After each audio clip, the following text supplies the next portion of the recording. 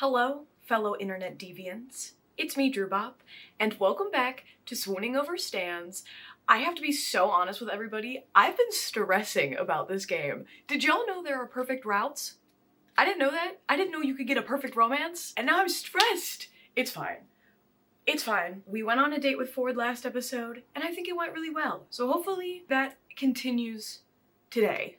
Fingers crossed, because oh my god, this is like life or death to me. The dates continue in a quiet alcove of the Gravity Falls library and on the roof of the shack past midnight. They're simple compared to the production Mabel whipped up for the night of the meteor shower, but Ford seems more comfortable this way. And really, so are you. You've learned more about him, but it's like he's still holding something back. In your conversations, it feels less like he's just spent a year away sailing and more like he spent half his life in another universe. If he drops his deep lore on me, that feels like a win. For instance, during that afternoon at the library, he'd attempted to print nearly 3 decades worth of academic papers in physics, and you had to remind him about the existence of PDF downloads and USB drives. But whatever past he's hiding, you're not sure you'll ever find out. The magic stands worked on your car has rendered it almost operational again, meaning that your time at Gravity Falls is coming to a close, and that today's the last date you'll have with Ford. No! Ah! I'm not freaking out, you're freaking out, it's fine. We're at the pool. You arrive at the Gravity Falls community pool just a minute after sunset. Pinks, oranges, and yellows streak across the sky like a splash of Mabel juice.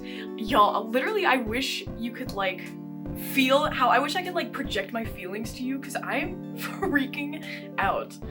Oh my god. Despite it being after hours for the community pool, the front gate is open. Thanks, Dipper! And you slide inside, taking in the abandoned floaties and the one several times special edition soggy towel on the floor. Hi, Ford. A few minutes pass before Ford arrives, signaled by his accidental slip on said several times towel and a quiet curse at his clumsiness. Breathe, breathe, breathe, everybody breathe. Don't worry, I nearly stood on it too. Someone must have left it behind, though maybe for good reason. He picks up the towel between forefinger and thumb, and something sticky drips off of Deep Chris's forehead. Ford shudders and drops it again. Ugh. Children and their boy bands. Make sure Mabel's not around to hear that. I'm fairly certain she'd disown you. At least Baba actually had some good songs back in their day. We love you, Baba. Ford turns to you and you notice something. His curious expression softens as you stare at him, and he makes his way over to you, tilting his head down in your direction. Curse him for being so dang tall. And cute. Even though... Ford?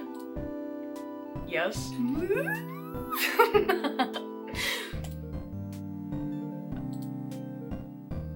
You have a California fridge magnet stuck to your forehead. Ford immediately flushes bright red, eyes wide in surprise. Really? I'll grab it. I'll take it. I'll take it from here, boys.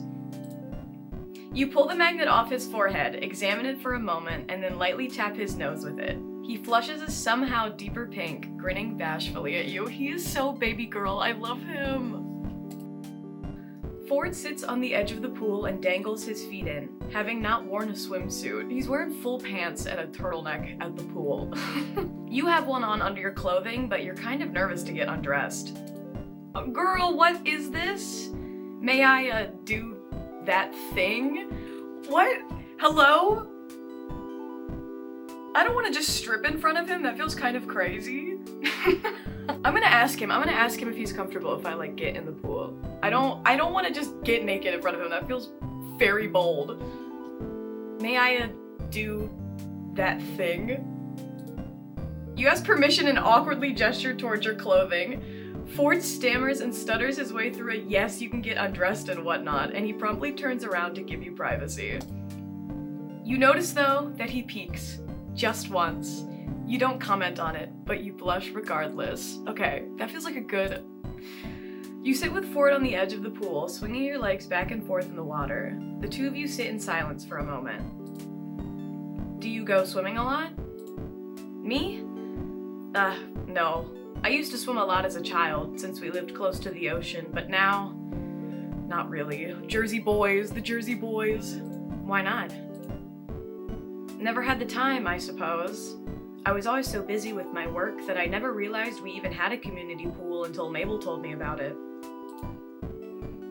It goes quiet again. Ford's hand skims across the surface of the water, tracing tiny waves with his fingers. He looks to be deep in thought, like something's troubling him. Ford, what's the matter? He looks up at you, wide-eyed and blinking behind his thick glasses. Oh, nothing. Just thinking. You stay silent and instead start swirling your fingers in the water too, occasionally curling your finger around his. It's an accident. Of course. Of course, it's just an accident. Eventually, you both stop messing with the water and leave your fingers linked together, which gradually turns into his hand taking yours and all of your fingers intertwining, knuckles brushing against the water. Ford swallows. Out of the corner of your eye, you see his face is tinted pink, and it's certainly not from the sunset. He seems nervous. More nervous than on your Mabel-certified date of dreams, which is strange considering the context. That one was pretty forced. Ford, do you trust me?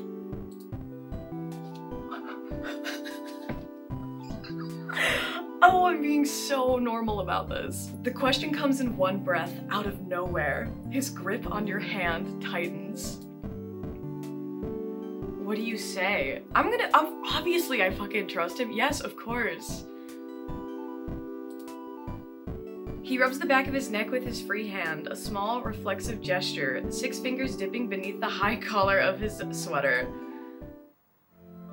This is new music, hello. There are things that I still haven't told you yet. Things about myself.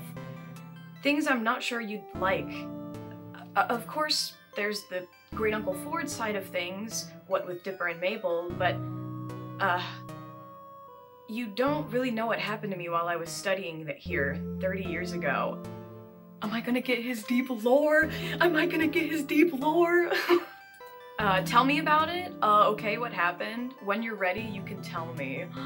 I'm gonna go with the last one. When you're ready, you can tell me. It's on your timeline, baby girl. It's your lore. You drop it when you want. Ford, you don't have to go into detail about it if you aren't ready to. Ford looks down at the water, at his reflection. He frowns, closes his eyes, and thinks for a moment.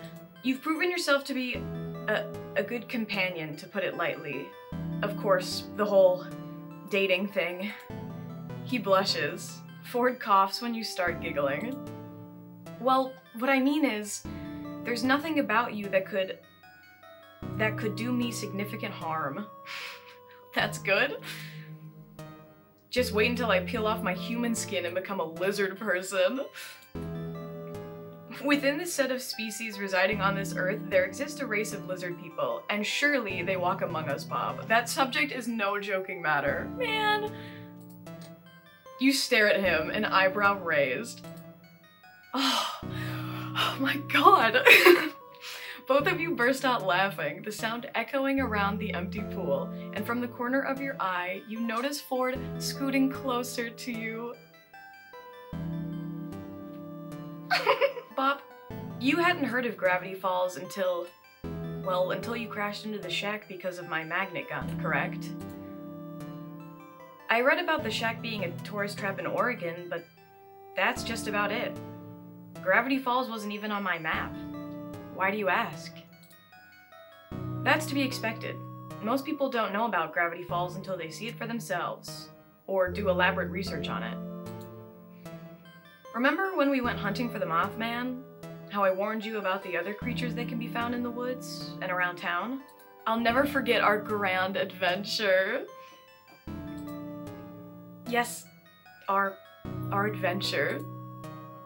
You think back to your first time hanging out and finding the Mothman. You hadn't even known what Ford was like back then. Privately, you could consider it almost like a first date. Well, my point was, There are so many more oddities, bizarre creatures, geographical anomalies, secret societies, and strange townspeople. Like I've said before, this unique concentration of weirdness is what drew me to Gravity Falls in the first place, and made it the perfect place to conduct my research. Why was the weirdness centralized to Gravity Falls? Why are you telling me this? That's a strange branch of science to go into. Oh, do I wanna... What do I wanna ask? What do I want? I wanna know what... Fuck, what do I want? My gut is telling me to ask why. Exactly. That's what I wondered. Yes, yes. My biggest question during these studies was why? Why was this town so strange? I tried to find an answer, a unifying theory that would pull my research together and finally grant me success. But I hit a wall in my search. I had no ideas, no leads, with nothing and no one to help me.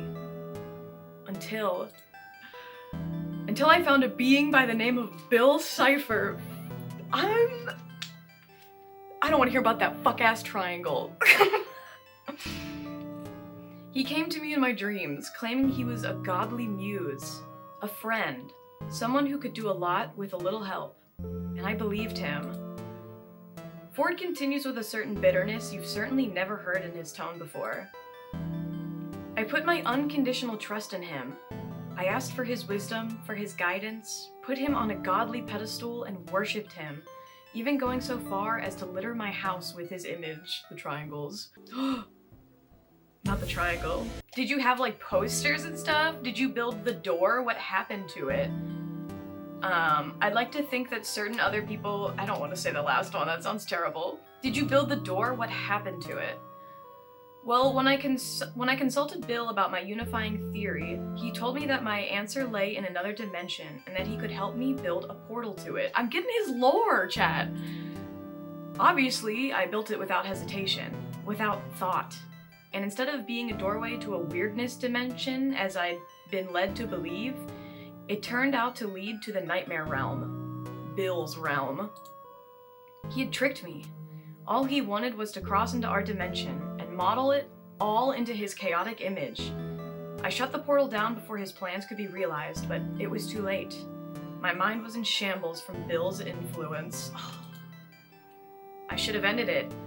I should have torn the portal down, but I had put so much into making it work, I hid the instructions for its operation instead. I tried to entrust a piece of it to Stanley, but after 10 years apart, Ford pauses, sucking in a deep breath. We fought. In the midst of it all, one of us pushed a button and pulled a switch. The portal was reactivated that day, and I was pulled into it. Sad backstory. I spent the next 30 years in that portal. Years of searching for the answer to a new question. How to defeat Bill once and for all. But I was pulled back to this dimension, my home dimension, too early and all this frustration came crashing down. In this tiny town in a grand multiverse, I truly believed I was meant for something more. Bill told me that I would change the world. I never questioned if it would be for better or worse. You were doing what you thought was best. At the time, of course, but I didn't realize the repercussions of my actions would be so catastrophic. But you did it, right? Did what? Built the portal, left, came back, etc. Otherwise you wouldn't be here.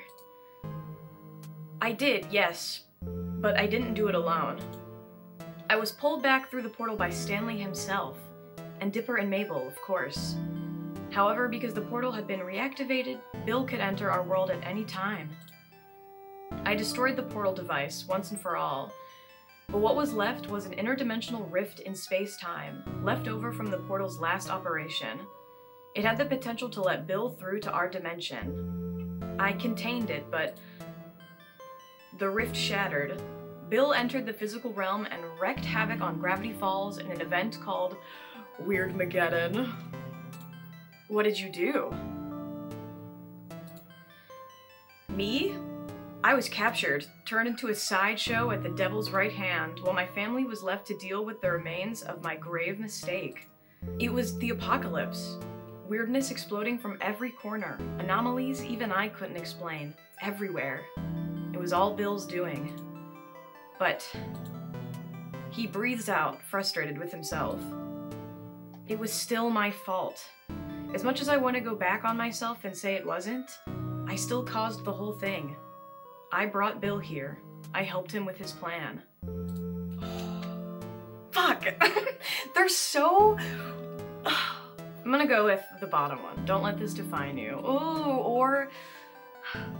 Part of me is very drawn to you didn't mean to cause the end of the world. You know what? I'm gonna go with the middle, because that's what my gut is telling me to do. You didn't mean to cause the end of the world. You made a mistake. All of us do sometimes. You just wanted knowledge about things outside of this world, and yeah, it ended badly. We all mess up. Ford is quiet, but he's looking at you from the corner of his eye. I've messed up a lot, you know? We're human beings. Sometimes you hurt someone. Sometimes you cause Weirdmageddon. But you didn't mean to do it. But, no buts! You're human, Ford. Even if it was awful and you blame yourself, you didn't falter because of it. You stopped Bill, right? It's all okay now. You live and you learn.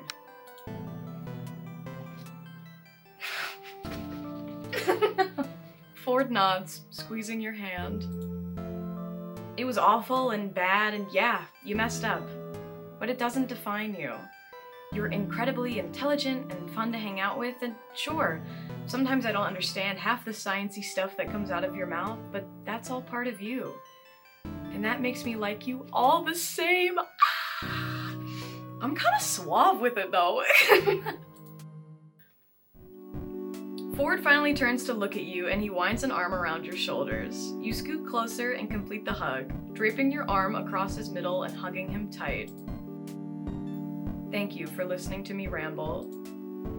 It wasn't rambling, it was your life, and I'm very happy to learn more about you whenever you want to tell me more. Ford pauses, thinking. My favorite snack foods are jelly beans. I hate toffee peanuts. Honestly, I kinda guessed the whole jelly beans thing. Ford laughs, and you laugh with him, nuzzling into his chest. You feel him swallow before he presses his lips to the top of your head. Thank you. You're welcome, Ford. He smiles at you a moment longer, then it falls as he sobers. I suppose I wanted to tell you because you're leaving soon. The acknowledgement that in a matter of days your time in Gravity Falls will be over should feel final, but instead it only feels distant. You sit back, relinquishing Ford's embrace, and he speaks again. Bob, what are you doing after all this? When you get your car back, what'll you do? I don't know yet. I'll see when I get there. It would be comforting to think that Ford will still be here in Gravity Falls for summers to come. But you recall that Stan and Ford don't even live on land anymore. They'll be setting sail again, exploring the seas and documenting the oddities of the world. From what you've already heard about it, it's intense stuff that keeps them on the move and untethered. I have to tell him how I feel. I feel silly to not, right? If he rejects me, I'm like actually gonna lose it. I have to tell him. I have to tell him how I feel. Ford, yes? Are you actually fucking serious, bitch? Never mind. It was nothing. Let's just enjoy this. So you do. Sunlight starting to bleed between the pine trees as the sun sets on your last night in Gravity Falls. No! Call the caterers, I hear wedding bells. Huh, looks like this is actually working out. I didn't get the pool art. That's okay. There's still hope. Oh, this makes me sad. It's your last day in Gravity Falls. Weeks ago, you'd worried today would never come, but now that it's here, you don't know how to feel. Just yesterday, when Stan told you your car was good to go, you wanted to believe there was something still left for him to fix. And And yesterday evening, after your final dinner with the whole Pines family and Seuss's back-breaking goodbye hug, you had almost resigned yourself to letting go. But now, in the clarity of daylight, you realize that these weird and wonderful people don't have to disappear from your life for good. You'll always have the memories, and you'll still be able to keep in touch through letters, packages, and video calls. They won't be able to get rid of you even. Too late, suckers. Cherished friends for life. Aww. Don't make me go.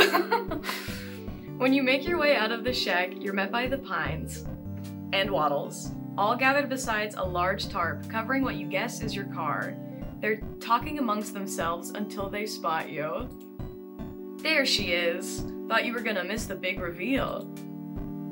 Now, you guys. Ford and Stan each take an end of the tarp, pulling it off with a flourish as Mabel and Dipper throw handfuls of confetti in the air. Ta-da! The reveal is, indeed, your car. Besides a couple of nicks here and there, it's hard to believe it's the same one you crashed just weeks ago. Heck, it probably runs better than it did when you first got it. It looks amazing. You take it all in, running your hands along the hood and marveling at the spotless windows. Ford, can I call you the next time I need a tune-up? If this is what happens when you use that magnet gun, I might ask you to total my car more often. Yes, well, perhaps we can find a middle ground. Hey, no love for me, huh? Don't forget who got ya out of this mess in the first place. I could never. Trust me, I'll think of you every time I use my windshield wipers without jamming the button. You laugh, giving Stan a big hug in gratitude. Thank you, Stan. You turn to the whole family, taking the moment in. And thanks to all of you for everything. It's been unforgettable.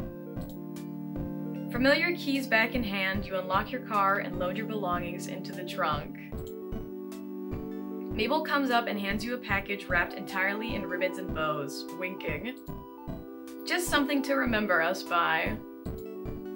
Stan calls from where he stands with Ford, to the left of your car. I don't know what that is, but it's for me too. and me. Dipper simply shoots you a thumbs up, and when you look at the label on Mabel's gift, you see his name is already on it besides hers. I want to open it. I want to see. You're about to pull at the ribbons, but Mabel chides you. No, you gotta open it on the road after you leave. Or, well, after you stop at a rest stop, because you're driving. Please don't get into another accident. You tuck the gift into the trunk on top of everything else, making sure it'll be safe from being crushed. After Mabel, Waddles comes up to you as well and snorts up at you. You give the little guy a loving pat. You're going to miss that pig. You're really gonna miss Gravity Falls, too. I don't know what to say. Except, I guess...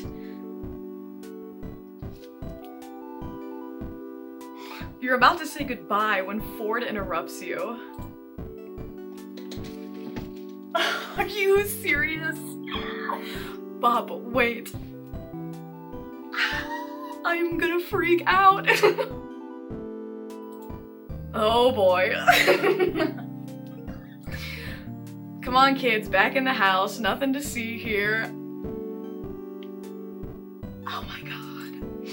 Aw, but I want to see. Oh my god. Stan shoos the kids back into the shack, leaving Ford and you alone outside. Ford steps closer to face you. Bop, I've never been great at relationships. In college, I ruined what chances I had, and anything after that is best left forgotten. My heart is pounding.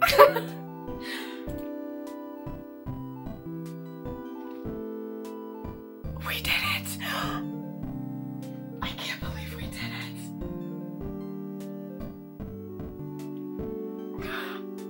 But I think I want to try this with you, Bob. If you'll have me. I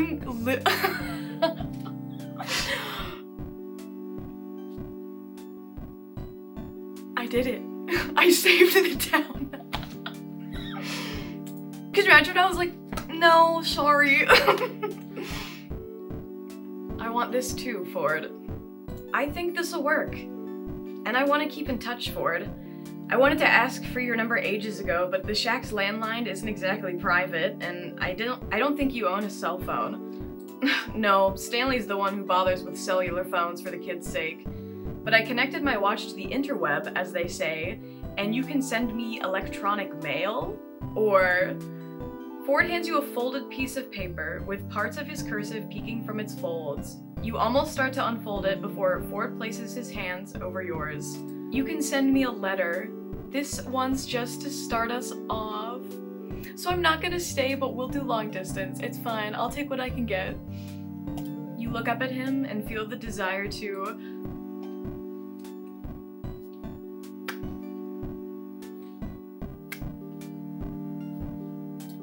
You lean up to give him a parting kiss on the cheek. When you step back, he's blushing. You know, Bob, meeting you has made me incredibly glad that I made that mistake with the magnet gun. Not that straining you here was a positive, but remember me, alright? Same to you. Don't forget me while you're off saving the world on the Stana War. Goodbye, Ford. He watches as you get in your car and start up the engine. You turn onto the road with ease, and in the rearview mirror see Ford waving goodbye, as well as Dipper, Mabel, and Stan from the shack. You smile at the sight and say a last goodbye into the quiet of your car, watching until you have to focus on the road once more. A little while longer and you're through town, back on the open road. A sign passes on the right, now leaving Gravity Falls.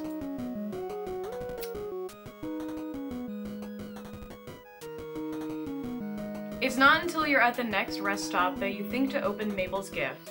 Or, well, the Pines' family gift. You unwrap it to find Mystery Shack Souvenirs, a small knitted square Mabel has helpfully labeled as a mug sweater, and a photo.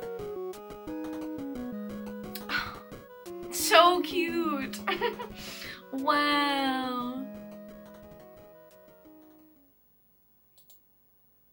Aw, okay, that was so cute. I didn't get the perfect ending, but honestly, that just means I get to do it in my free time without you freaks watching me. Thank you for playing. Thank you for making it. Thank you, everybody, so much for watching. What a great, fun, cute little game. It wasn't perfect. I didn't have the perfect romance, but I think it's still really sweet. So, I'm excited. I'm excited to play again. I'm excited to play the Stan route because I've heard it's spicy. So, but that'll be in Drew Bob's own personal time. Unless y'all really want another playthrough. Let me know in the comments below. If you like hanging out with me, if you like watching my videos, please feel free to subscribe to the YouTube channel. I put out videos at least once a week. And for those looking for more content from me, you can also follow me on Twitch. That's twitch.tv/its_me_DrewBop. We stream about 3 times a week and we have lots of fun over there, so come check that out as well. If you want to keep up to date with what I've got going on, when videos are being posted, stream schedules, or fun, silly, goofy memes, you can also follow me on any major social media platform. My handle is at its_me_DrewBop, and all of the links to my socials will be in the description below. Once again, thank you everybody for indulging me in this playthrough. It has been such a fun experience, and if you want to play this game yourself, if you want to get a different ending than I did, I've linked the game in my description as well, so go check it out and go support the game, because it's so fun and sweet, and it's made with so much love, and I just love it so much. Now, if you excuse me, I'm going to be replaying this game in my own time, so I can get a little kissy from Ford, so I'm gonna go do that, and I'll see y'all in the next video.